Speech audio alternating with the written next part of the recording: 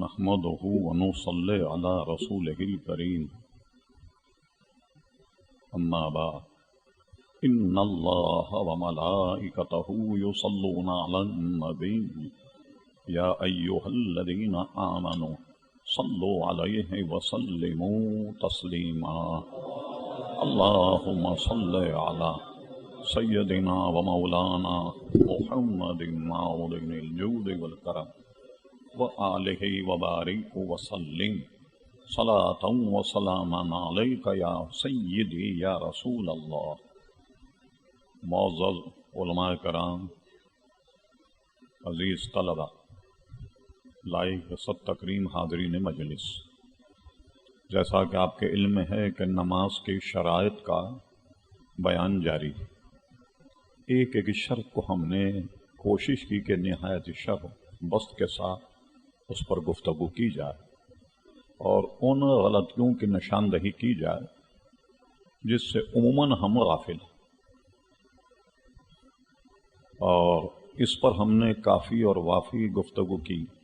نماز کی پہلی شرط طہارت، یہ جملہ تو کتنا مختصر ہے طہارت، لیکن اعلیٰ فاضل بریلوی کی فتاوی رضویہ ملاحظہ فرمائیں، تقریباً 2000 سے زائد صفحات طہارت پر، اور طہارت میں یہ سب آ جائے گا، وضو کیسے کیا جائے، غسل کیسے کیا جائے، وضو کب ٹوٹتا ہے، غسل کب فرض ہوتا ہے، اور اس کی احتیاطیں ہم نے فتاوی رضویہ کا رسالہ تبیان الوضو، اس کو سامنے رکھ کے ہم نے ان باریکیوں کو بیان کیا کہ جن کا خیال نہ رکھا جائے تو وہاں پانی نہیں پہنچتا، جب پانی نہیں پہنچے گا غسل میں نتیجتاً غسل نہیں ہوگا، جب غسل نہیں ہوگا نمازیں جو پڑھی جائیں گی وہ بیکار ہو کر کے رہ جائیں گی۔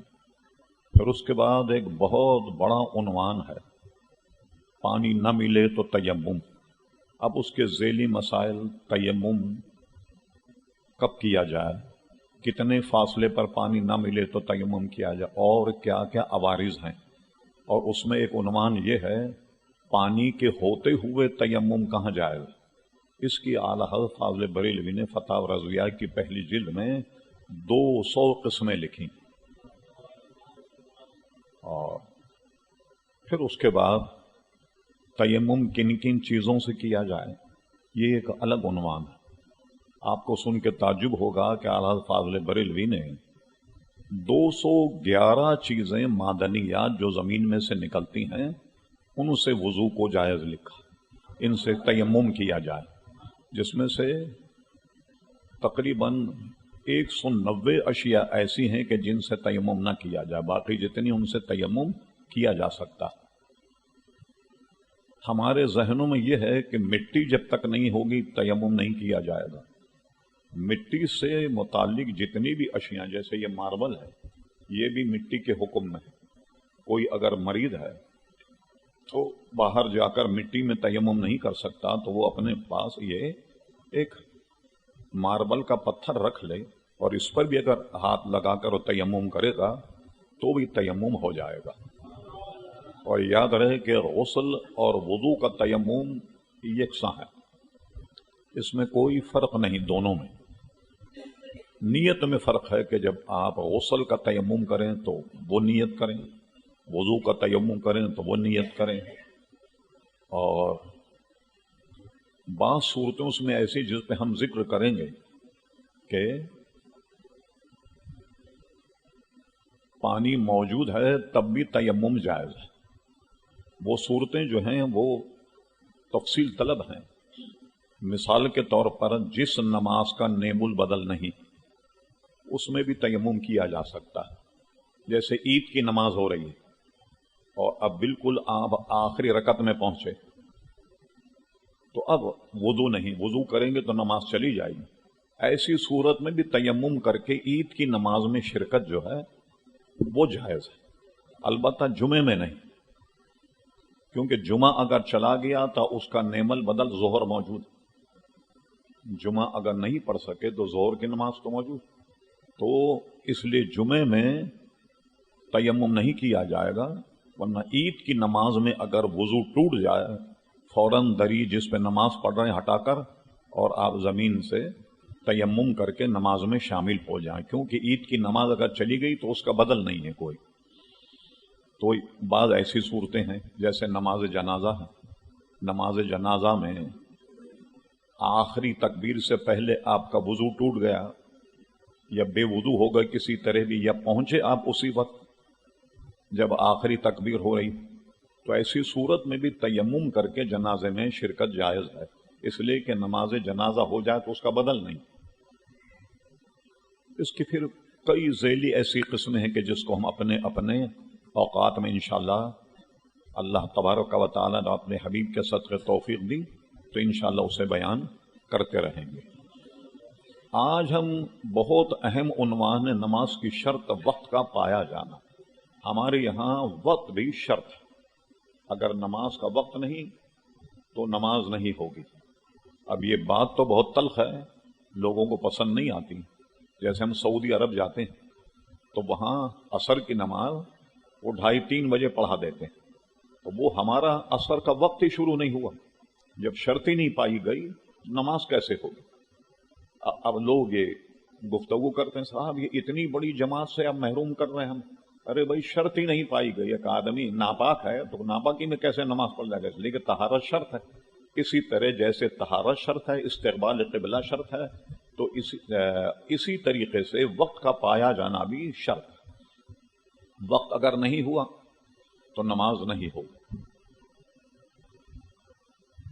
لوگ جوق در جوق پڑھے جا رہے ہیں، بھائی شرط ہی نہیں پائے، ہمارا تو وقت ہی شروع نہیں ہوا عصر کی نماز کا، تو کیسے عصر کی نماز ہوگی ہماری؟ اب یہاں یہ الگ مسئلہ ہے کہ اس امام کے پیچھے نماز پڑھنے کا پہلی تو شرط ہے وقت ہی نہیں۔ اب اس میں آئیے اب نظام الاوقات پر گفتگو کرتے ہیں جو ہر شخص کو نمازی کو یاد رکھنے کی بے انتہا ضرورت۔ ایک تو یہ دیکھیے آپ کے، یہ میں اپنا تجربہ بتا رہا ہوں، کتابوں میں یہ مسئلہ نہیں، ہر نمازی کو گھڑی رکھنا بہت ضروری ہے، اس لیے کہ اس کے ذریعے سے نمازوں کی حفاظت ہوگی۔ ہر نمازی کو یہ نظام الاوقات کو جو کیلنڈر ہے سامنے لٹکا نظر آ رہا، یہ بازار سے لے کر اپنے یہاں اس کو آویزاں کر لیں، تاکہ کبھی آپ کی صبح آنکھ کھلے تو یہ پتہ لگ جائے کہ فجر کا وقت ہے یا نہیں۔ تو کیلنڈر کے ذریعے اب تو آپ جانتے ہیں کہ ہر چیز موبائل میں آ گئی ہے۔ کراچی یونیورسٹی کا سافٹ ویئر ہے جو نظام الاوقات بتاتا، اب تو ٹیلی فون پہ لوڈ کر لیے لوگوں نے نظام الاوقات۔ جیسے بھی ہو سکے بہرحال یہ نظام الاوقات اپنے پاس رکھیں تاکہ آپ کو یہ پتہ لگ جائے کہ سورج طلوع ہوا یا نہیں۔ اگر سورج طلوع ہو گیا اب نماز نہیں پڑھی جائے گی، اور سورج اگر طلوع نہیں ہوا تو فجر کی نماز جائز ہے جب تک کہ طلوع آفتاب نہ ہو۔ تو یہ چیزوں کا اپنے پاس رکھنا بہت ضروری ہے۔ جیسے حساب کتاب اور معاملات کو آپ اپنے ساتھ رکھتے ہیں تو نمازوں کی حفاظت کے لیے یہ بھی بہت ضروری، ہمیں یہ معلوم ہے کہ طلوع کب ہے اور غروب کب ہے۔ اچھا یہ اگر آپ کے ذہن میں رہے تو کیا ہوگا؟ جیسے ہمارے یہاں عام لوگوں کی یہ ہے کہ کہیں سفر کر رہے ہیں، گھر پہنچے سورج غروب ہو گیا، سورج غروب ہونے کے بعد تھوڑی سی دیر ہوگی تو ہم سمجھتے ہیں کہ مغرب چلی گئی۔ اب مغرب گئی کا مطلب یہ کہ ہوگی قضا۔ اگر آپ کا نظام الاوقات ہو کہ آپ دیکھیں کہ بھئی سورج کب غروب ہو رہا، تو سورج غروب نہیں ہوا تو نماز کا وقت موجود۔ پھر اس کے اور ذیلی معاملات بتاتے ہیں ہم۔ مغرب کا وقت کب تک رہتا ہے؟ صرف سورج غروب ہونے پہ نہیں، جب تک عشاء کا وقت شروع نہ ہو اس وقت تک مغرب کا وقت رہتا ہے۔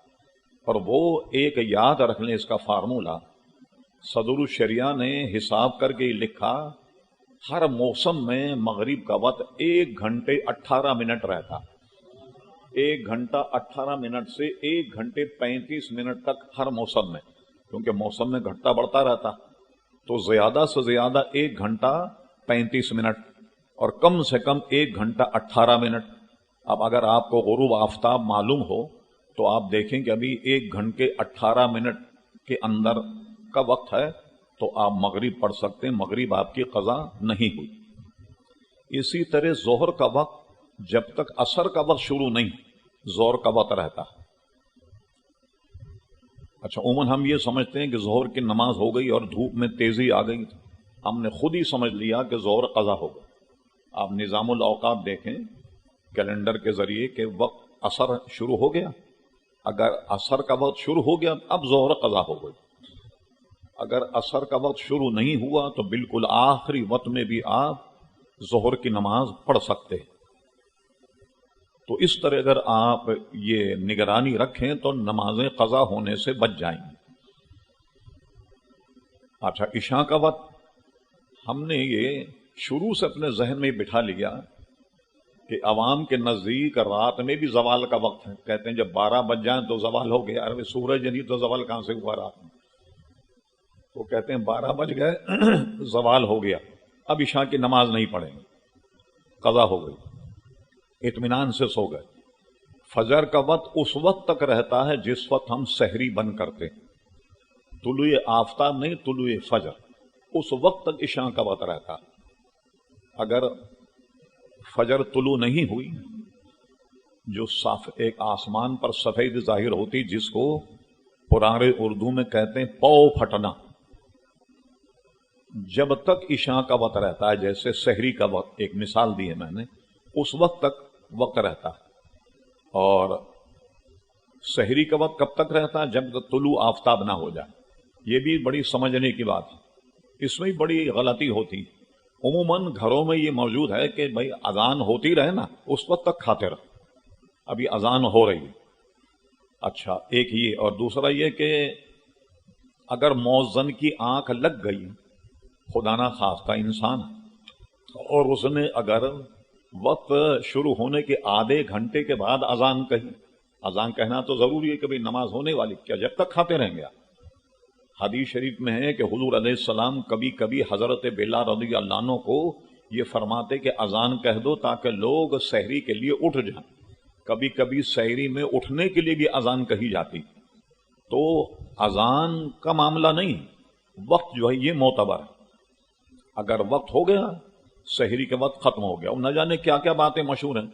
जो निवाला मुंह में है उसको तो खा सकते हैं आप, जो पानी का घूंट मुंह में उसे आप निगल लें तो कोई फर्क नहीं पड़ता रोजे पर। ये अज खुद हमारे यहां ये बातें खवातीन की खुद साख्ता शरीयत में मौजूद है और ये हर घर में गश्त करती, समझे साहब। तो निजामुल औकात अगर आपको याद हो, आप हिफाजत करें तो आपकी नमाजों की हिफाजत होगी। और ये नमाज की शर्त है, वक्त का पाया जाना। जब तक वक्त नहीं होगा नमाज नहीं होगी। ये तो हमने बताया कि आप नमाज की हिफाजत के लिए सारी चीजें अपने पास रखें। घड़ी, तुलू और गुरूब का कैलेंडर, ये तो अल्लाह ने करम किया कि घड़ियां ईजाद हो गई। और जब घड़ियां ईजाद हुई और तुलू और आफताब का हिसाब लगाकर जो इल्म तौकीद के जानने वाले थे, उन्होंने कैलेंडर वज़ा करके आपको ये बता दिया कि तुलू कब है, गुरूब कब है, ज़ोहर कब है, असर कब। वरना आप खुद अगर इसकी जांच पड़ताल करते तो बहुत मुश्किल काम था। और ये भी आपके जहन में रहे कि सबसे पहले बर्रे सगीर में तुलू और गुरूब और निज़ामुल औकात का कैलेंडर जारी करने वाले आला हज़रत फाज़िल बरेलवी रहमतुल्लाह अलैह, जो अपने वक्त में उन्होंने हिंदुस्तान के निज़ामुल औकात के मुताबिक कैलेंडर जारी किया। फिर उसके बाद आला हजरत के मानने वालों ने, जो इस इल्म के जानने वाले थे, जिन्होंने आला हजरत से फन पढ़ा, वो थे अल्लामा ज़फ़रुद्दीन बिहारी रहमतुल्लाह ताला, उन्हें इन पर काम किया। और उनके एक शागिर्द थे हजरत अल्लामा मौलाना सैयद अफजल हुसैन साहब। बहरुल उलूम का लक़ब हिंदुस्तान के उलमा ने दिया। वह हिंदुस्तान से पाकिस्तान आए, फैसलाबाद का दारुल है कादरिया रज़विया, उसमें एक अरसे तक शेखुल हदीस रहे। वो इस फन के इतने माहिर थे कि अगर वो कलम कागज लेकर बैठ जाएं, उनसे दुनिया का कोई शहर पूछा जाए, जैसे आप पूछ लें कि जापान में टोक्यो में सूरज कब तुलू होगा, वो हिसाब लगा के बता देते। तुलू ये है, सहरी इस वक्त होगी, इफ्तार इस वक्त होगी, जोहर का वक्त इस वक्त शुरू होगा اور غروب اس وقت ہوگا، پوری دنیا کے کوئی شہر کا نام لیں وہ حساب لگا کر بتا دیا کرتے تھے۔ ہماری الحمدللہ ان سے کافی ملاقات رہی۔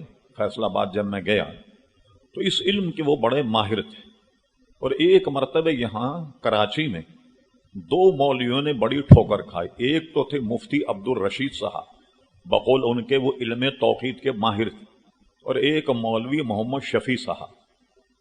ان کا کہنا یہ تھا کہ آج کل کے نظام الاوقات جو اس میں ہم لوگ جو فجر کی نماز پڑھتے ہیں یہ صحیح نہیں، جو سحری بند کرتے ہیں یہ وقت صحیح نہیں۔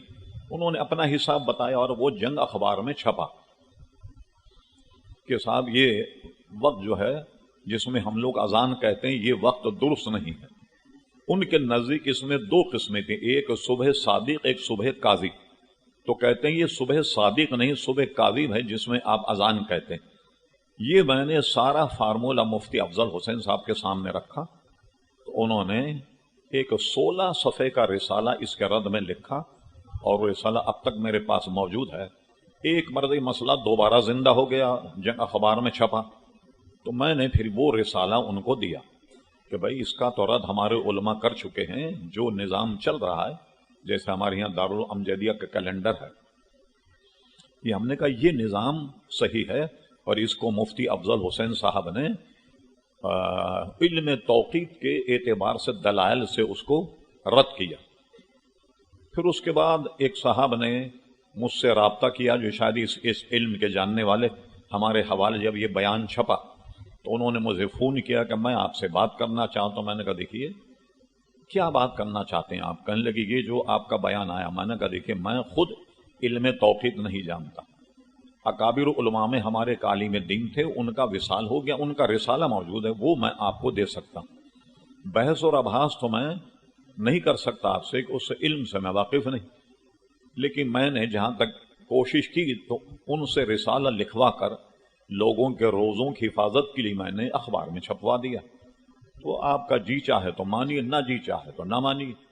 لیکن بعد میں مجھے پتا چلا کہ مفتی محمد شفیع صاحب نے اپنے اس مسئلے سے رجوع کر لیا، لیکن مفتی عبد الرشید صاحب جو ناظم آباد میں ان کا مدرسہ ہے، انہوں نے رجوع نہیں کیا، وہ اس پر اڑے رہے، اور اس کے بعد بھی انہوں نے کچھ لکھا، لیکن مفتی سید افضل حسین صاحب وصال فرما گئے تھے۔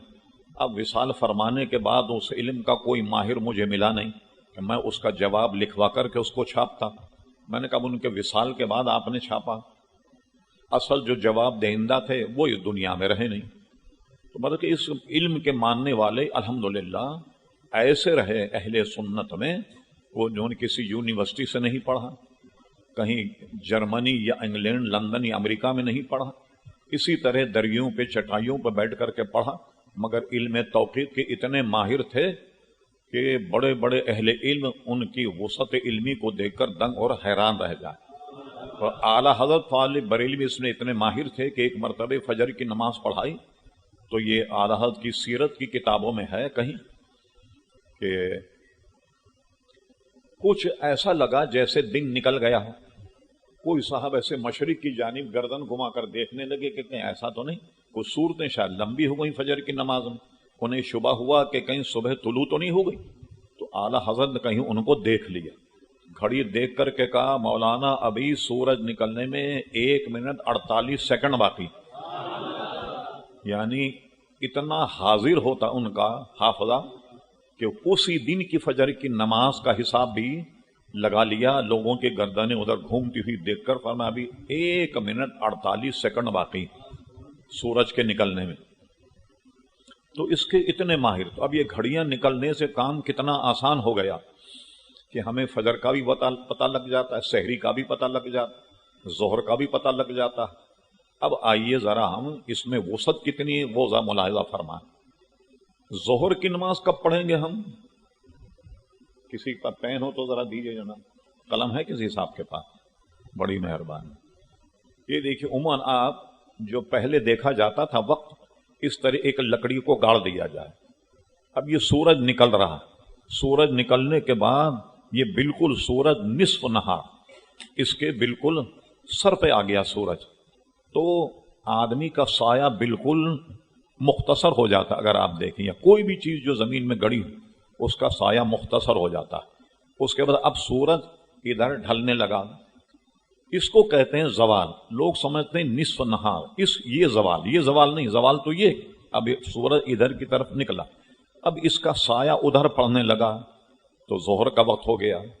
اب ہمارے امام اعظم ابو حنیفہ کے نزدیک جب یہ لکڑی یہاں گاڑی جائے اور اس کا سایہ جب اس کے قدموں میں آ جائے, یہاں نشان لگا لیا جائے, اب اس کے بعد یہ سایہ سورج جب ادھر ڈھلے گا یہ سایہ بڑھتا جائے گا اس طرف کا. اب اس کو یہاں سے ناپا جائے, یہ اگر 2 مثل ہو گیا. ہمارے امام اعظم کے نزدیک وقت عصر اب شروع ہوا, اور امام شافعی کے نزدیک سورج کے ڈھلتے ہی وقت عصر شروع ہو جائے گا 1 مثل پر. یعنی یہ 1 مثل پر یہاں نشان لگائیے.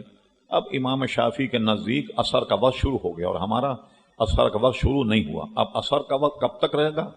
جب تک کہ غروب نہ ہو جائے آفتاب. اچھا, کسی شخص نے سستی کی, کاہلی کی, عصر کی نماز نہیں پڑھی, سورج غروب ہو گیا تو سمجھ لیں کہ عصر قضا ہو گئی. اب وہ مغرب کی نماز پڑھ کر پھر عصر کی نماز قضا کرے. ایک عموماً کیا ہوتا ہے کہ سورج غروب ہونے کے قریب ہو تو بھی ہم سمجھتے ہیں کہ عصر کی نماز قضا ہو گئی, تو ایسا نہیں. عین سورج غروب ہوتے وقت بھی اگر آپ نے عصر پڑھ لی تب بھی عصر ہو جائے گی, مگر ہمارے علماء کے نزدیک یہ عصر مکروہ تحریمی کے ساتھ ادا ہوگا, لیکن اس کا لوٹانا واجب نہیں ہوگا. اب بعض لوگوں نے اس پر قیاس کیا. اب جیسے فجر کی نماز ہے, اب فجر کی نماز میں امام نے سلام پھر لیا اور سورج طلوع ہو گیا, مگر ابھی 1 رکعت باقی ہے. تو اہل حدیث حضرات کا فتویٰ یہ ہے کہ دونوں رکعتیں پڑھ لیں. اگر اس نے 1 رکعت پالی تو دونوں اس کو مل گئی, مگر یہ ہمارا مذہب نہیں. وہ سورج نکلنے کے بعد بھی, جیسے ہمارے یہاں امام سلام پھر لے فجر کی نماز, جو سنتیں رہ گئیں تو ان کو آپ نہیں پڑھ سکتے, لیکن ان کے یہاں اس وقت بھی سنتیں پڑھنا جائز. وہ کہتے ہیں نماز فجر کے بعد دوسری نماز جائز نہیں ہے نا, تو یہ سنتیں جو ہے یہ نماز فجر, تو یہ فجر کی نماز کے بعد بھی ہو جائے گی. ان کے نزدیک یہ بھی جائز. لیکن ہمارے نزدیک سورج طلوع ہوتے وقت جو نماز پڑھی جائے وہاں غروب آفتاب تک تو نماز کا اعادہ نہیں, مگر یہاں اگر سورج طلوع ہو جائے اور فجر کی نماز ابھی آپ نے نہیں ادا کی پوری اور دوسری رکعت میں سورج طلوع ہو جائے, اب آپ کو نماز لوٹانی ہوگی. اب یہ قیاس کیا جائے کہ صاحب وہ غروب آفتاب تک تو اعادہ نہیں, تو طلوع میں بھی یہ قانون رہنا چاہیے. تو بعض محدثین نے اس حدیث کی شرح بیان کر دی, یہ نقطہ لکھا کہ مغرب کی نماز کا اعادہ اس لیے نہیں ہوگا, سورج غروب ہونے کے قریب چلا جائے اور فرض کیجئے کہ غروب ہو گیا, یہ آخری وقت ہے تو وہ نماز کا وقت ہے, لیکن سورج نکلنے کے بعد کوئی بھی نماز کا وقت نہیں, اس لیے اس کا اعادہ کیا جائے گا. اور عصر میں جو ہے اس کا اعادہ نہیں کیا جائے گا, اگرچہ سورج غروب ہونے تک بھی اگر عصر پڑھ لے. یہ فعل اس کا مکروہ تحریمی ہے, گناہگار ہوگا کہ اس نے جان کر کے ایسا کیا. جان کر ایسا کرنا تو منع, سستی ہوتی ہے. کہتے ہیں چلو اب پڑھ لیں گے, شیطان بھی تھپکی دیتا ذرا 10 منٹ باقی ہیں ابھی آرام کرو پھر پڑھ لینا. اصل مسئلہ یہی.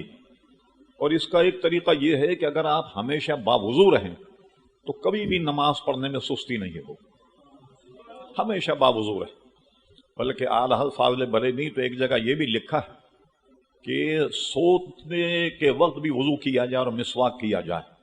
اور بعض احادیث ایسی نقل کی جس میں یہ لکھا کہ مومن اگر مسواک کر کے وضو کرے اور سو جائے تو اس کی روح جو ہے عرش تک جاتی, عرش تک جاتی. تو باوضو سوئے تو اور فضیلت. اور یہ گزر چکا کہ وضو میں مسواک بھی ضروری, بلکہ ایک حدیث شریف میں تو یہ فرمایا کہ امت پر شاق نہ گزرتا تو میں مسواک کو فرض کر دیتا, ہے ایک حدیث میں کہ میں واجب کر دیتا اگر تم پر شاق نہ ہوتا. شاق کا مطلب یہ ہے جیسے ہم کہیں سفر میں ہوں پر مسواک نہیں, اور اگر مسواک فرض یا واجب ہوتی تو جب تک مسواک نہیں وضو نہیں ہوتا. پر میں نے امت کی سہولت کو دیکھتی ہوئی اس کو فرض نہیں کیا, ورنہ میرا جی تو یہ چاہتا تھا کہ میں اسے فرض یا واجب کر دیتا. لیکن امت پر شاق گزرتا اس لیے میں نے ایسا نہیں کیا۔ بہرحال میں عرض کر رہا تھا نظام الاوقات، وقت کی حفاظت کریں۔ ایک دوسری بات اس میں یہ بھی ہے کہ جو وقت ہمیں ملا ہے اس کی آپ قدر کریں۔ جو وقت گزر گیا یہ دوبارہ نہیں آئے گا۔ ہمارے یہاں وقت کا ضیاع بہت ہی ہمارے زندگی کا بہترین مشغلہ، یعنی ضائع کرنا وقت کو۔ اور وقت کا ضائع کرنا کیا ہے؟ آپ دیکھیں کہ تراویح میں تو پیر دکھ جائیں گے ہمارے 20 رکعت میں، پان کی دکان پہ 1 گھنٹے کھڑے رہیں، رات بھر چبوترے پہ بیٹھیں گے۔ ہمارے یہاں جوڑیا بازار وغیرہ میں رہتا تھا، لوگ رات کے 12 بجے اترتے تھے چبوترے پہ بیٹھنے، جس کا میں نے نام رکھا اوٹلا کانفرنس۔ چبوترے کو اوٹلا کہتے ہیں میمنی میں، تو یہ اوٹلا کانفرنس۔ اچھا، یہ رات بھر بیٹھے رہیں گے، گھر کب جائیں گے؟ جب اذان ہوگی فجر کی، نماز نہیں پڑھیں، گھر جائیں گے تو اذان فجر کے وقت جائیں گے۔ بھئی نماز پڑھ کے جاتے تب بھی غنیمت، پورا وقت چبوتروں پر گزارتے، کتنا وقت ضائع ہوتا۔ اور رمضان میں ہر نمازی مولانا کہتا ہے بھئی مولانا بہت دیر لگتی ہے، آپ ذرا جلدی پڑھا کریں تراویح۔ بلکہ ہر آدمی وہاں جاتا ہے جہاں تراویح جلدی ہوتی، یہ بھی مسئلے کا ایک حصہ ہے۔ میں نے سوچا اس کو ہی بیان کر دیا جائے۔ ہمارے یہاں یہ جو طریقہ نکلا ہے نا، 1 رات میں قرآن مجید کا ختم ہونا، 3 رات میں ختم قرآن۔ ہر آدمی ادھر جاتا ہے، ادھر جانے کے بعد اگر آپ حالت دیکھیں خود جا کر، جہاں 1 رات میں ختم ہوتا، مولانا صاحب قرات کر رہے ہیں، یہ پیچھے بیٹھے ہوئے سگریٹ پھونک رہے ہیں یا پان کھا رہے ہیں، جیسے ہی مولانا رکوع میں پہنچے فوراً جناب رکوع میں چلے گئے۔ بھائی ایسی زبردستی کی نماز پڑھنے کس نے آپ سے کہا؟ اطمینان سے پڑھیں 20 رکعتوں والی، جہاں 20 دن میں یا 22 دن میں یا 22 دن میں ختم قرآن ہوتا۔ 1 دن میں ختم قرآن تو ایسے ہی ہوگا کہ آپ پیچھے بیٹھے رہیے۔ اب معلوم ہے آپ کو کہ اب 1 رکوع ہوگا 27 پاروں کے بعد، اب کھڑے ہو جائیں اور فوراً اللہ اکبر کہہ کے رکوع کر لیں، پکی پکائی تازہ روٹی کھا لیں، آپ کو محنت کرنے کی ضرورت ہی نہیں۔ بلکہ ایک صاحب نے تو کیا کیا، یہ ہمارے یہاں ایک مسجد ہے، مشہور ہے وہ مولانا صاحب کہ وہ 20 منٹ یا 30 منٹ میں پوری 37 رکعتیں یعنی فرض اور واجب اور تراویح سب پڑھا دیتے ہیں۔ تو اتنی لمبی صفیں ہوتی ہیں کہ صاحب راستے بند ہو جاتے ہیں، اتنے آدمی ہوتے ہیں، راستے بند ہو جاتے ہیں، چاہے یعلمون اور تعلمون کے علاوہ کچھ بھی سمجھ میں نہیں آئے، مگر تراویح پڑھ رہے ہیں اور وہ پڑھیں گے جس میں وقت کم لگے۔ اور ایک صاحب نے تو ابھی زندہ ہیں اور ماشاءاللہ امامت بھی کر رہے ہیں، انہوں نے تو 17 منٹ میں تراویح کا ریکارڈ قائم کیا۔ علم ترا کیف والی تراویح 17 منٹ میں پڑھائی انہوں نے 20 رکعت۔ بتائیے آپ، دیکھا آپ نے کتنی ریس لگ رہی۔ اس لیے بعض لوگوں نے کیا کیا کہ جناب تراویح کی 8 رکعت پڑھ لی، 8 رکعت کر لی کہ صاحب 8 ہی رکعت ثابت ہو، اسی کو سنت بتا دے۔ علماء نے ہمارے تعاقب کیا، علامہ غزالی زمان کا ایک پورا رسالہ ہے، 20 تراویح پر 20 حدیث نقل کی۔ اسی طرح مفتی احمد یار خان صاحب رحمت اللہ علیہ نے بھی اس پر کافی کچھ لکھا ہے۔ ہمارے علماء اس کے قائل ہیں کہ تراویح جو ہے وہ 20 رکعت، اور 20 کے علاوہ 8 پڑھی جائیں تو یہ 8 تو یہ ہمارا مذہب ہے نہیں، نہ صحابہ کرام کا مذہب تھا۔ حضرت عمر فاروق رضی اللہ عنہ جب تراویح کی جماعت کھڑی کی تو 20 رکعتیں پڑھیں، اور چونکہ حدیث شریف میں ہے کہ جب رمضان کا مہینہ آتا جبریل امی آتے، حضور علیہ السلام کو قرآن سناتے یا حضور علیہ السلام انہیں قرآن سناتے۔ اب یہ جشن نزول کا مہینہ ہے یہ قرآن مجید کا، شہر رمضان الذی ینزل فیہ القرآن، کہ قرآن جو ہے وہ رمضان میں نازل ہوا۔ حضرت فاروق اعظم نے قانون بنایا کہ 20 رکعتیں ہوں گی اور اس میں قرآن مجید پورا پڑھا جائے گا۔ اور یہ فاروق اعظم کی دانش مندی تھی کہ جو حضرات دن میں ہم آپ جیسے جو قرآن نہیں پڑھ پاتے، کم سے کم رمضان میں پورا قرآن مجید سن لیں، اس کا ثواب تا قیامت حضرت فاروق اعظم کو ملے گا۔ کہ قانون بنا دیا 20 رکعتیں ہوں گی اور 1 مہینے میں پورا قرآن مجید امام تلاوت کرے گا، تاکہ اس طرح ہم پورا قرآن مجید 1 مہینے میں سن لیں۔ لوگوں نے اس کو 8 کر لیا۔ اب میں بالکل आसान तरीके से आपको समझाता हूं, अगर ये सौदा समझ में आ जाए तो ले लीजिए आप, वरना यहीं छोड़ जाइए। मेरी जैसी मोटी अकल वाले की समझ में भी आ जाए। चलिए, कल अगर हमारा मुकदमा अल्लाह के दरबार में पेश हुआ और अल्लाह ताला हमसे फरमाएगा, मेरे बंदे तरावी तो थी 8, तूने 20 क्यों पढ़ी?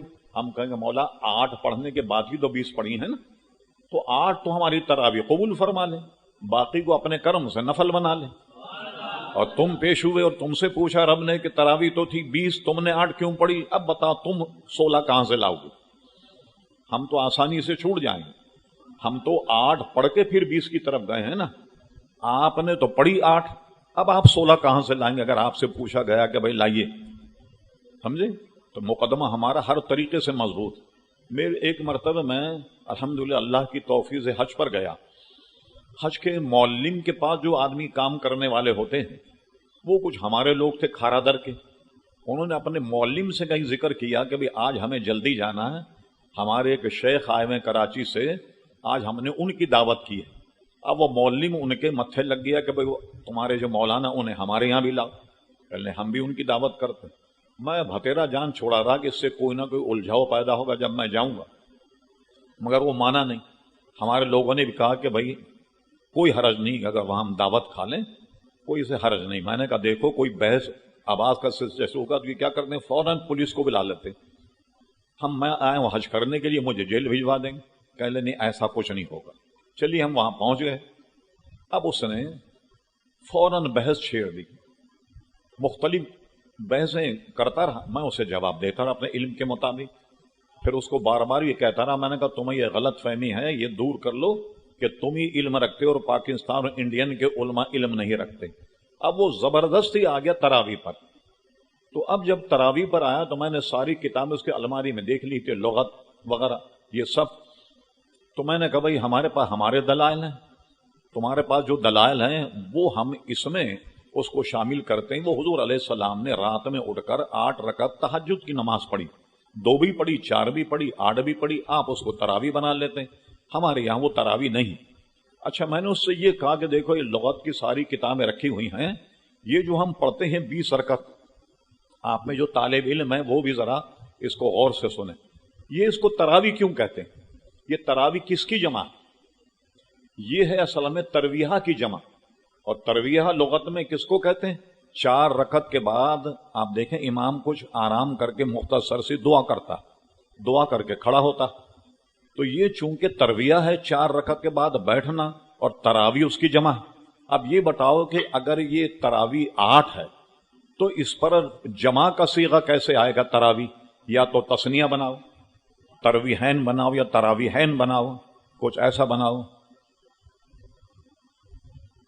शहर रमज़ान अल्लज़ी उन्ज़िला फ़ीहिल क़ुरआन, ये मैंने अर्ज किया था कि रमज़ान चूंकि जुश्न कुरान का महीना है, इसलिए रमज़ान में कुरान मजीद खत्म होता। जब तरावी तरवीहा की जमा है, अब मुझे साबित करो लुगत की किताबों से इसको तरावी क्यों कहते हैं, जब ये तरवीहा की जमा। क्यों मौलाना सही कह रहा हूं?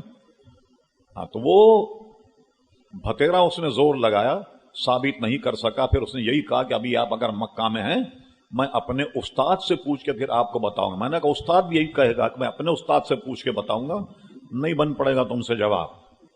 हमारा मुकदमा बहुत मजबूत है। मैंने कहा फिर और मसाइल उसने छेड़ दिए, इल्म गैब के, इसके उसके, उसको तो मैं, वो तो हिफ्स था मुझे सारा मामला, मैं उसको बिल्कुल पूरा पढ़ा अल्हम्दुलिल्लाह। तो मैंने कहा ये गलत फहमी दूर कर लो कि पाकिस्तान के मौलवी कुछ नहीं जानते और सब कुछ तुम ही जानते। हाँ, ये दूर कर लो गलत फहमी। और अगर तुम्हारे यहाँ सारा मामला नहीं हो तो तुम्हारे उस्ताद से भी बहस करने के लिए मैं तैयार हूं, मगर होगा क्या कि तुम फौरन टेलीफोन करके पुलिस को बुला लोगे जब तुम्हारे बस में नहीं होगा। यही करते हैं, ये बहस करते हैं, जब कोई इनके गले पड़ जाए तो ये पुलिस को बुला लेते हैं। अब ये भेज देंगे जी तो हमारे इमाम से बहस कर रहा है, ये आपको पूछेंगे ही नहीं, जेल में भेज देंगे। और ऐसा भी होता है कि जेल में भेज के फिर भूल जाते हैं। जी हाँ, बल्कि ऐसा भी हमने देखा कि मदीने शरीफ में एक आदमी जेल में था, उससे मिलने गया कोई आदमी, भाई बेचारे का इंतकाल हुआ, हमारे जोड़िया बाजारी में रहते थे वो, तो इंतकाल हो गया उनका, तो वो मिलने गए। जब मिल के जाने लगे तो जो उस वक्त का जेलर था तो उसने कहा भाई कहाँ जा रहे? कहा मैं तो मिलने के लिए आया था। उन्होंने कहा नहीं, ہمیں تو وہ گن کر کے یہ آدمی دے گیا بھائی اتنے آدمی جیل میں ہیں، تو تم تو نہیں جا سکتے جب تک وہ صبح جیل جس نے تمہیں اجازت دی تھی جب تک وہ نہیں آئے گا تم کو نہیں چھوڑ سکتے ہمیں تو یہ چارج دینا ہوگا دوسری ڈیوٹی والوں کو بھائی اتنے آدمی، وہ بٹھا دیا غریب کو رات بھر جیل میں۔ جب وہ صبح ڈیوٹی بدلی وہ آدمی آیا جس نے ملنے کی اجازت دی تھی، تب اس غریب کی جان چھوٹی۔ تو وہ تو ایسے ترقی یافتہ لوگ ہیں بھائی کہ وہ تو جیل میں ڈال کے بھی بھول جاتے آدمی کے، اس لیے وہاں بحث کرنا اس لیے فضول ہے کہ ان کے یہاں دلائل نہیں ہوتے، ان کے یہاں تو یہ کہ وہ سیدھا جیل بھیج دیتے۔ حضرت اللہ مولانا مجاہد ملت تھے مولانا حبیب الرحمان صاحب رحمۃ اللہ تعالی علیہ، ان سے مسجد نبوی میں اسی مسئلے پہ بحث ہو گئی جو میں نے بتایا نا نظام الاوقات۔ تو انہوں نے نماز نہیں پڑھی تو کہا انہوں نے کہا ہمارے اندر یہ شرط نہیں پائی گئی تو ہم نماز نہیں پڑھتے، تو ان کو لے گئے پکڑ کر اور کورٹ میں کھڑا کر دیا اور ان سے بھی بحث اور آواز شروع ہوا۔ مولانا مناظر اسلام تھے حبیب الرحمان صاحب، بہت بڑے مجاہد آدمی، ہاں بلکہ محدث اعظم پاکستان مولانا سردار احمد صاحب رحمۃ اللہ علیہ کے فارغ التحصیل ہونے کے بعد جو پہلا مناظرہ منظور اسمبلی سے ہوا بی بی جی کی مسجد میں، تو اس میں بھی صدر مناظرہ مولانا حبیب الرحمان صاحب، حضرت اللہ مولانا حشمت علی خان صاحب رحمۃ اللہ تعالی علیہ سے اکثر و بیشتر مناظروں میں صدر مناظرہ مجاہد ملت اللہ مولانا حبیب الرحمان صاحب رحمۃ اللہ علیہ رہا کرتے تھے۔ مولانا مناظر تھے، ہوشیار آدمی، جب بحث کے لیے کورٹ میں کھڑے ہوئے انہوں نے کہا میں تمہارے سوالوں کے جب دوں گا کہ جج تحریر طور لکھ کر دے کہ جو بحث ہوگی وہ لکھ کر کے مجھے نقل دی جائے گی۔ جج نے وعدہ کیا کہ ٹھیک ہے جو بحث ہوگی اس کی نقل آپ کو فراہم کی جائے گی۔ انہوں نے کہا ایسا نہ ہو کہ الٹا سیدھا لکھ کر کے ہمیں پھانس دو، اس کی نقل دینی ہوگی۔ مولانا جو بھی وہ سوال کرتے جواب دیتے کہتے اس کی نقل دو، وہ سوال بھی لکھ کر دیتے اور جواب بھی لکھ کر کے دیتے، اور وہ اس پر لائے مولانا کو کہ آپ یہ کہیں مسجد نبوی کے امام کے پیچھے نماز نہیں ہوتی تاکہ ان کو قتل کیا جائے۔ مولانا یہ کہتے تھے ہر بار کہ مسجد نبوی کے نزدی امام کے پیچھے نماز نہیں ہوتی، وہ کہتے ہیں یہ کہیے کہ مسجد نبوی کے امام کے پیچھے نماز نہیں ہوتی۔ کہا نہیں یہ نہیں کہوں گا، میں یہ کہتا ہوں مسجد نبوی میں نجدی امام کے پیچھے نماز نہیں ہوتی، وہ یہ نہیں کہا انہوں نے۔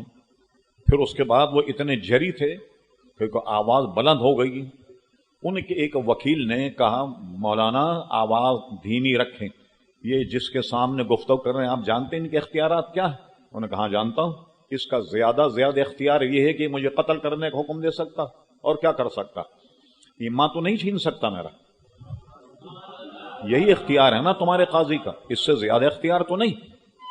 تو پھر قاضی نے یہ کہا پھر ہم آپ کو حج نہیں کرنے دیں گے، آپ کو ایسے ہی بھیجیں گے۔ انہوں نے کہا ٹھیک ہے کیا ہوا، حضور علیہ السلام کو حدیبیہ مقام سے کافروں نے لوٹا دیا، حج نہیں کرنے دیا، تم لوٹا دو مجھے۔ تو ان کو حج نہیں کرنے دیا، ان کو گرفتار کر کے انڈین ایمبیسی کے حوالے کیا اور کہا کہ ان کو آپ ہندوستان بھیج دیں۔ وہ بغیر حج کیے ہندوستان گئے، مگر ان کے جو جج تھے ان کو وہ پورے پڑے، انہوں نے دیکھ لیا کہ ہندوستان سے کون عالم ہے جس نے ہمارے ججوں کو لاجواب کر دیا۔ ذی علم آدمی تھے اللہ حبیب الرحمان صاحب، صدر الشریعہ رحمۃ اللہ علیہ کے شاگردوں میں سے تھے اور بہت بڑے مناظر اسلام تھے۔ علامہ ارشد القادری رحمۃ اللہ جتنے مناظرے ہوئے صدر مناظرہ مولانا حبیب الرحمان صاحب ہوتے۔ اسی طرح مولانا مشتاق احمد نظامی الہ آبادی، ان کے جتنے مناظرے ہوئے اس میں بھی صدر مناظرہ مولانا حبیب الرحمان صاحب ہوتے۔ جہاں کہیں سنی منادی پھنس جائے مولانا الجھن سے نکال دیا کرتے تھے، بہت بڑے ذی علم آدمی تھے الحمدللہ، اللہ تعالیٰ ان کو غریق رحمت فرمائے۔ تو بات بہت طول ہو گئی، میں بچنا چاہتا تھا تفصیل سے لیکن وہ کہیں نہ کہیں تفصیل ہو جاتی جس سے بچ نہیں پاتا میں۔ تو اگر آپ کو نظام الاوقات یاد ہو تو آپ کو اپنی نمازوں کی حفاظت ہوگی، اور اگر نہیں تو پھر آپ یہی سمجھیں کہ رات کے 12 بج گئے تو سمجھیں کہ آپ کی عشاء کی نماز قضا ہو گئی۔ تو اس کا ہمیشہ خیال رکھیں۔ اور ہماری یہاں عبادات میں طلوع اور غروب شمسی نظام، اس پر بڑی نگرانی رہنی چاہیے، سورج کب غروب ہو رہا ہے کب طلوع ہو رہا ہے، اور جیسے حج ہے، حج کا معاملہ جو ہے وہ نظام قمری کے ماتحت کہ بھئی 10 ذی الحجہ ہو تو کیا ہوگا، 11 ہو تو اس میں کیا ہوگا، اور جب 12 کا سورج طلوع ہو جائے قربانی کا معاملہ گیا.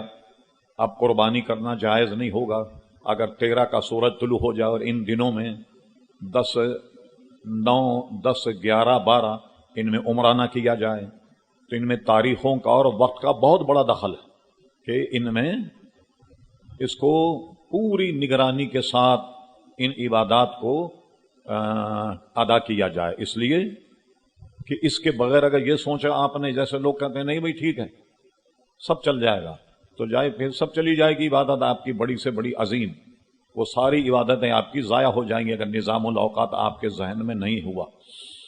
تو ہر نماز کا وقت ہے، اور وقت پر وہ نماز جو ہے وہ واجب ہے. وقت اگر نہیں ہوا تو نماز آپ کی ادا نہیں ہوگی. کیلنڈر رکھیں اور اس پر نظر رکھیں کہ سورج طلوع کب ہوگا، غروب کب ہوگا، سحری کا وقت کیا ہے، اور اس میں کبھی تردد نہیں کریں. بلکہ ہمارے یہاں لوگ عموماً شکایت کرتے ہیں دارالامجدیہ کا کیلنڈر جو ہے دوسرے کیلنڈروں سے ملا جائے یہ 2-3 منٹ کا فرق پڑتا. تو یہ ہوا یہ کہ ذرا سحری وغیرہ میں یہ کیا گیا کہ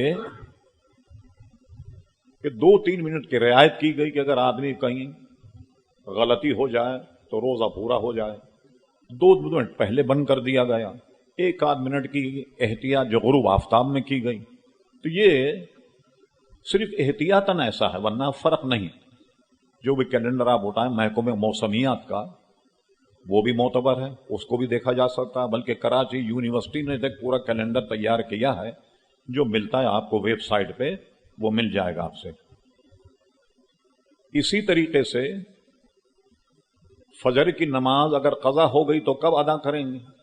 میں نے بتایا نا اہل حدیث حضرات اسی وقت اس کو ادا کر لے، لیکن ہمارے یہاں اس کا نظام کیا ہے؟ اعلی حضرت فاضل بریلوی نے گھڑیوں کو دیکھ کر جو سورج نکلنے کا دورانیہ ہے اس کو 20 منٹ رکھا کہ جیسے اگر سورج 6 بجے نکل رہا تو 6:20 پر قضا کی جائے گی. اس سے پہلے نماز قضا نہیں ہوگی اگر سنتیں رہ گئیں.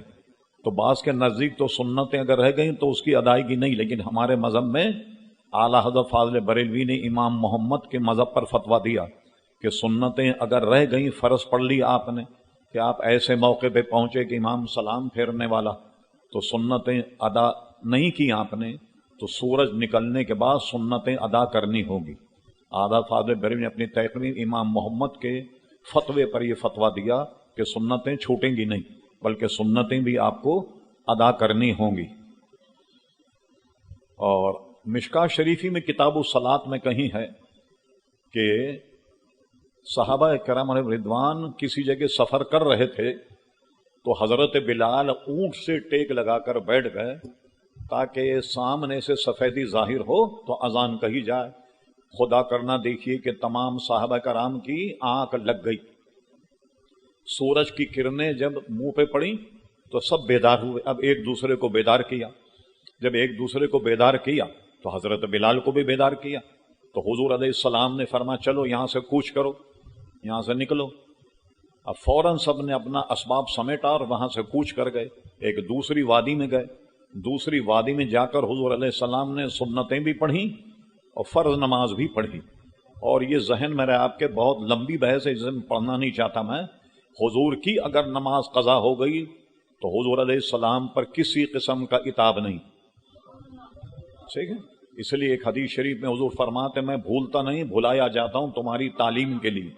اب علماء جو اس سے نکات بیان کی وہ سنیے. کیا عام طور پہ تو جو عیب نکالنے والے احمق ہیں وہ تو کہتے ہیں دیکھا آپ نے حضور بھی تو ہم ہی جیسے ہماری آنکھ لگ جاتی ہے حضور کی بھی آنکھ لگ گئی.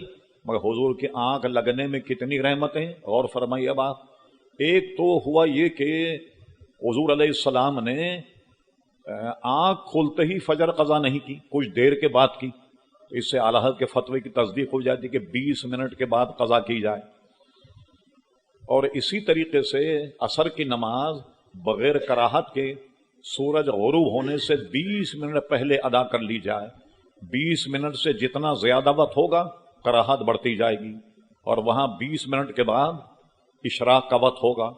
अच्छा, सऊदी अरब में यह है कि उनके नजदीक इशराक का वक्त यह है कि फजर हो गई तो उसके बाद जो वक्त है वो सब इशराक, और उनके नजदीक मकरू वक्त नहीं, जब भी हरम में आए नफिल पढ़ सकते हैं आप, चाहे निस्फ नहार में आए तब भी नफिल पढ़ सकते हैं तहियतुल मस्जिद, लेकिन हमारे यहां जायज नहीं, क्योंकि सूरज निकलते वक्त कोई नमाज नहीं होगी, 20 मिनट का वक्त आपको गुजारना पड़ेगा। और एक इस हदीस से ये मालूम हुआ कि फजर की नमाज अगर कज़ा हो जाए तो सूरज निकलने के बाद अदा करना चाहिए, कि हुजूर अलैहिस्सलाम से ये साबित। तो हुजूर अलैहिस्सलाम की अगर आंख लग गई तो उससे कितने मसाइल हमें मिल गए। एक तो फजर की नमाज कज़ा हो जाए तो उसकी अदायगी होगी, छोड़ी नहीं जाएगी, जैसे दूसरे लोग कहते हैं छोड़ दिया जाए तो गई, नहीं ऐसा नहीं होगा, बल्कि अदा की जाएगी सूरज निकलने के बाद। अच्छा, इसके बाद एक वक्त है जिसको हम निस्फ नहार कहते हैं। ये आप देखिए दारुल अमजदिया में जब कैलेंडर मुरतब हुआ तो इसका उन्वान है ज़हवा कुबरा। ये पूरी दुनिया में हर मुल्क में जो इसके दुनिया के नक्शे का वो है उसके मुताबिक होता। जैसे पाकिस्तान में कभी 10 मिनट होगा, कभी 12 मिनट होगा, जिसमें बिल्कुल सूरज जो है वो सर पे हो। अब ये ढलने में कितना वक्त लगता है? सऊदी अरब में मुश्किल से 10 मिनट। हमारे यहाँ कभी कभी आप कैलेंडर देख लो 40 मिनट भी होगा, 45 भी होगा, कभी 50 मिनट भी हो सकता है। ये वो औकात है ज़हवा कुबरा के जिसमें नमाज नहीं पढ़ी जाएगी, या जिसको अवाम जवाल कहते हैं कि इस वक्त नमाज पढ़नी जो है वो मना। लेकिन बाद नमाजें इसमें जायज, मसलन नमाज जनाजा आ गई तो मैंने कई जगह देखा कि इमाम साहब इंतजार कर रहे हैं कि भाई अभी तो जवाल का वक्त है, आप बैठे रहिए सब, और जब जोहर की नमाज होगी तो उसके बाद जनाजा पढ़ा जाएगा। हमारे नजदीक जब भी जनाजा आ जाए उसकी नमाज जनाजा फौरन अदा कर जाए, चाहे सूरज निकलने के बाद आए या निस्फ नहार में आ जाए जनाजा, जनाजा तैयार है तो नमाज जनाजा हमारे नजदीक जाए, इंतजार नहीं करेंगे कि हाँ इस इंतजार में कोई हरज नहीं कि भाई कोई वारिस रह गए हों, तो चलिए थोड़ा इंतजार कर लें ताकि जब वो आ जाएं तो पढ़ ली जाए नमाज जनाजा में। अच्छा, और ये नमाजें जो फराइज, इसमें किसी का इंतजार जायज नहीं। मैंने कहीं पढ़ा कि शाहजहां के किले में जो शाहजहां की अपनी मस्जिद थी जिसमें वो नमाज पढ़ते, उसमें एक इमाम की जरूरत हुई। अब वो शाहजहां खुद आलिम, अब इमाम कौन हो जो इमामत करे? कई इमाम आए, इंटरव्यू देकर चले गए, उनका तकर्रुर नहीं हुआ। एक इमाम आए, वो बैठे रहे, शाहजहां अभी आए नहीं, तो उन्होंने कहा चलिए भाई नमाज का वक्त हो गया। कहने लगे भाई बादशाह सलामत नहीं आए। इमाम साहब गर्म हो गया कि नमाज बादशाह के बाप की नमाज, चलो इकामत कहो। इकामत हुई और जमात खड़ी हुई तो बादशाह ने उसी का इंतखाब किया, ये इमाम सही। तो फर्ज नमाज में खलीफा वक्त के लिए तो कुछ गुंजाइश है, लेकिन आम बादशाहों या बड़े आदमी के लिए गुंजाइश नहीं। हाँ, ये भी गुंजाइश है कि इमाम कुछ लोगों के आने की आवाज जैसे कदमों की आ रही है तो वो रुकू में हो, तो कुछ लोगों को नमाज मिल जाए तो इसमें 1-2 तस्बीह अगर वो बढ़ा दे, इसमें शरन कोई हरज नहीं, ताकि लोगों को नमाज मिल जाए, जमात का सवाब मिल जाए, इस ताखीर में कोई हरज नहीं। लेकिन किसी फर्द मालूम के लिए इंतजार करना ये जायज नहीं, चाहे वो कितना ही बड़ा आदमी, उसका इंतजार नहीं किया। नमाज का जब वक्त हो जाए फौरन पढ़ लिया, कोई इंतजार नहीं हो। तो नमाज जनाजा में अगर वारिसों के इंतजार के लिए कुछ वक्त दरकार हो तो कोई हरज नहीं, इसलिए कि वारिस जब तक नमाज नहीं पढ़ेंगे, हाँ ये अगर नमाज पढ़ ले कोई वारिस तो अब उसकी नमाज जनाजा की तकरार नहीं होगी, दोबारा नमाज जनाजा नहीं पढ़ी जाएगी। हमारे नजदीक दोनों चीजें नाजायज, नमाज जनाजा गायबाना भी नाजायज और नमाज जनाजा की तकरार। और जाहिर है नमाज जनाजा गायबाना में तकरार भी है। एक मरतबे नमाज जनाजा हो गई, अब दोबारा नमाज जनाजा कब होगी? उसके वारिस ने अगर नहीं पढ़ी तो वारिस नमाज जनाजा दोबारा पढ़ सकता है, वरना दूसरे लोग नहीं पढ़ सकते। जैसे किसी का इंतकाल कराची में हुआ, उसके अजीज अकारीब लाहौर में रहते हैं, तो उसको चाहिए कि किसी वारिस को कि वो नमाज जना में शिरकत नहीं करे, वो लाहौर जब जाए जनाजा जब पढ़े, ताकि दूसरों की नमाज जायज हो जाए। اور اس کے ولی نے شرکت کر لی، نماز جنازہ کی تکرار جائز نہیں۔ یہ مسئلہ نہایت شد و مت کے ساتھ اعلیٰ حضرت فتح رضویہ میں نقل کیا، غالباً تیسری یا چوتھی جلد میں دیکھیے 350 کتابوں کے حوالے نقل کیے کہ ایک مرتبہ نماز جنازہ ہو گئی، اب نماز جنازہ دوبارہ جائز نہیں۔ اور شافعی حضرات کی دلیل یہ حدیث ہے کہ حبشہ کا جو بادشاہ تھا نجاشی، اس کا انتقال ہوا، وہ غائبانہ ایمان لا چکا تھا حضور علیہ السلام پر۔ جب صحابہ نے ہجرت کی تو اس نے بڑی خاطر و مدارات کی صحابہ کرام علیہ رضوان کی، پورا تعارف حضور علیہ السلام کا ہوا، تو اس کو علماء اسماء و رجال کے ماہرین صحابہ میں شمار کرتے ہیں۔ نجاشی کا انتقال ہوا تو راوی کہتے ہیں حضور نے فرمایا چلو، ارشاد فرمایا میدان میں لے گئے حضور علیہ السلام اور فرمایا ہمارے بھائی نجاشی کا انتقال ہو گیا، ان کی نماز جنازہ ہم پڑھتے۔ تو نماز جنازہ پڑھی گئی تو امام شافعی کی دلیل یہ ہے کہ دیکھیے نجاشی کا جنازہ تو موجود نہیں تھا، لیکن نماز جنازہ حضور علیہ السلام نے پڑھی تو وہ غائبانہ تھی۔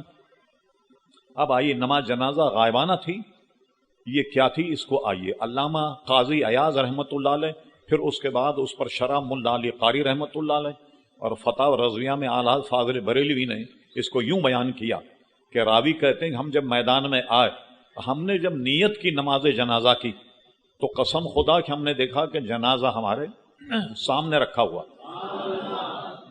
جبریل امی حکم ہوا کہ زمین کو سمیٹ کر نجاشی کو حضور کی بارگاہ میں رکھ دیا گیا، تو حضور کی بارگاہ میں پیش کر دیا گیا۔ جب نجاشی موجود ہے حضور کے سامنے تو غائبانہ کہاں ہوئی نماز جنازہ؟ اس لیے ہمارے احناف کے نزدیک نماز جنازہ غائبانہ جائز نہیں، نہ اس میں شرکت نہ جائے۔ یہ آج کل نماز جنازہ غائبانہ ہوتی، یہ سیاسی ہوتی کہ جناب یہ مزار قائد پر نماز جنازہ ہوگی، نماز جنازہ ہونے کے بعد اب سارے لوگ پتھر مار کر ٹریفک بند کرتے ہیں، گاڑیوں کے شیشے توڑتے ہیں، اور ٹائٹل کیا ہے؟ نماز جنازہ غائبانہ ہو رہی ہے۔ یہ غائبانہ کیا ہوتا ہے؟ نماز جنازہ شرارتی ہے کہ بندہ روڈ کو بند کر دیا جائے اور نماز جنازہ غائبانہ پڑھی جائے۔ تو ہمارے نزدیک نماز جنازہ غائبانہ جو ہے دونوں ناجائز، غائبانہ بھی جائز نہیں اور نماز جنازہ کی تکرار بھی جائز نہیں۔ تو نماز جنازہ جب آ جائے تو اس کے لیے وقت کی شرط نہیں، یہ اگر نصف نہار میں بھی آ جائے جنازہ پڑھایا جا سکتا، انتظار نہیں کیا جائے گا۔ یہ فجر کے بعد بھی اگر آ جائے، سورج نکلنے وقت بھی اگر آ جائے تو انتظار نہیں کیا جائے گا۔ اور یہ ممانعت کے اوقات، فجر کی جب نماز ہو گئی تو اس کے بعد سورج نکلنے تک کوئی نماز نہیں ہوگی، یعنی جو اس دن کی فجر کی نماز ہے وہ بھی سورج نکلنے کے بعد ادا ہوگی۔ اور علماء تو فرماتے ہیں کہ اس وقت میں تلاوت قرآن بھی بہتر نہیں، بہتر نہیں کا مطلب ہے کوئی پڑھے گا تو اس کو ثواب ملے گا۔ اور علماء نے یہ بھی لکھا کہ اگر وہ تلاوت کر رہا اس میں سجدے تلاوت آ جائے، سجدے تلاوت کر سکتا، اس لیے کہ نفل تو ناجائز، لیکن سجدے تلاوت ہمارے امام کے نزدیک یہ واجب، تو واجب ادا ہو جائے گا۔ تو آپ مغرب فجر ان نمازوں کا خاص خیال رکھیں، یہ ہماری غفلت سے یہ نمازیں قضا ہو جاتی ہیں۔ اگر نظام الاوقات آپ کے ذہن میں رہے کبھی بھی آپ کی عشاء اور مغرب جو ہے یہ قضا نہیں ہوگی۔ اور تفسیر کے لیے باہر شریعت، فتح رضویہ، یہ ساری کتابیں موجود ہیں۔ یہ تو ہم نے کئی کتابوں کا نچوڑ آپ کے سامنے رکھا ہے، خود اگر آپ اس کو تلاش کریں گے تو آپ کے مہینوں گزر جائیں گے، لیکن اگر انہی کو آپ نے یاد رکھا تو انشاءاللہ تا حیات یہ مسائل آپ کو یاد رہیں گے۔ اور جو پوچھنا ہمارے امام صاحب موجود ہوتے ہیں، اچھے فاضل آدمی مدرس آدمی ہیں، آپ ان سے پوچھ لیا کریں، جس نماز میں ہوں آپ مجھ سے پوچھ لیا کریں، اور ان کو یاد رکھیں تاکہ آپ کی نمازوں کی حفاظت، سب سے بڑی بات نمازوں کی حفاظت ہے، سمجھ گئے صاحب؟ فقہاء نے اپنے سال ہا سال کے تجربات کتابوں میں رکھ دیے ہیں، جن کو پڑھ کر سمجھنے کی، جاننے کی، یاد رکھنے کی کوشش کی جائے۔ ایک جگہ میں نے پڑھا کہ نماز فجر کے بعد اگر کوئی نماز پڑھنے لگے عوام، اس کو منع نہ کیا جائے، یہ مسئلہ سمجھ میں نہیں آتا۔ علامہ ابو البرکہ صاحب رحمۃ اللہ علیہ بہت بڑے عالم تھے، مفتی اعظم پاکستان، اعلیٰ حضرت کے خلیفہ بھی تھے اور شاگرد بھی تھے۔ یہ دیکھیے علامہ ابو البرکہ صاحب بھی حضرت کے خلیفہ شاگرد اور جناب ان کے بھائی علامہ ابو الحسنات صاحب وہ بھی اعلیٰ حضرت کے شاگرد اور خلیفہ، ان کے والد علامہ دیدار علی شاہ صاحب رحمۃ اللہ یہ بھی اعلیٰ حضرت کے خلیفہ اور شاگرد۔ برکت کے لیے اعلیٰ حضرت کچھ کتابیں پڑھی تھیں تو وہ ایک مرتبہ تشریف لائے تو ان سے ہمارے تعلقات تھے، وہ اخون مسجد گھر بھی تشریف لائے تو انہوں نے فرمایا کہ یہ مسئلہ میری سمجھ میں آتا نہیں تھا کہ ایک آدمی نماز فجر کے بعد نیت کر کے کھڑا ہو جائے، فقہ کہتے ہیں اس کو منع نہ کیا جائے۔